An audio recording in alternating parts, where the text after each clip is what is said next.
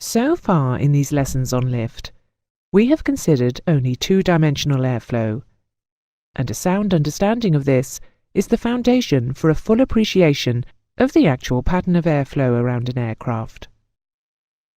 Even small changes of pressure will modify the airstream direction by inducing flow towards any region of lower pressure. This three-dimensional airflow can modify the angle of attack, creating an effective angle of attack. It may increase drag and alter stalling characteristics, and can even influence the control and stability of the aircraft. From now on, instead of just the aerofoil section, we will be considering the entire wing.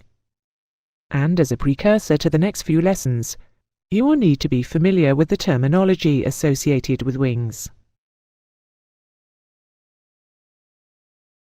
The wing area is the planned surface area of the wing and has the symbol S for surface. It is deemed to include any part of the wing covered by engine nacelles and the part of the fuselage in line with the wing, since the pressure pattern carries over these areas, allowing them to be legitimately considered as part of the entire area. The wing span, lowercase b, is the distance from wingtip to wingtip, usually now quoted in meters. The chord is the distance from leading edge to trailing edge, and the average chord, lowercase c, is the geometric average. The product of the span and average chord is the wing area. The aspect ratio, or AR, is the proportion of the span and the average chord. That is, B over C. If the plan form is curved, for example like the Spitfire's elliptical wing, an alternative way of determining the aspect ratio is span squared over area. This assumes, of course, that you have a figure for the wing area. The aspect ratio of the wing determines the aerodynamic characteristics and structural weight. For example, a wing area of 100 square meters could be arranged in a high aspect ratio, here 51, or a low aspect ratio of, say, 3.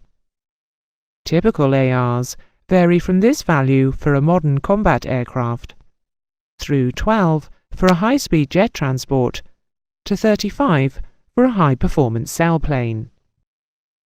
Continuing with the terminology, we have root chord, which is the chord length at the wing centerline, denoted by CR.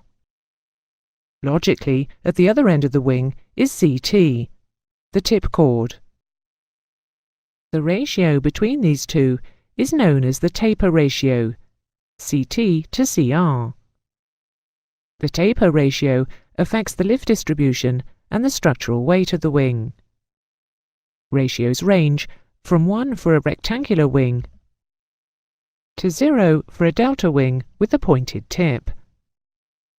For a swept wing, the sweep angle is usually measured as the angle between the line along the wing joining points of 25% chord and a line perpendicular to the root chord or aircraft centerline.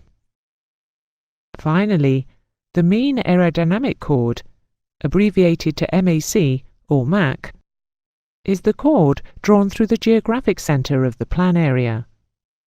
It is located at the reference axis of the aircraft and is a primary reference for longitudinal stability considerations. A rectangular wing of this chord and the same span would have broadly similar pitching moment characteristics.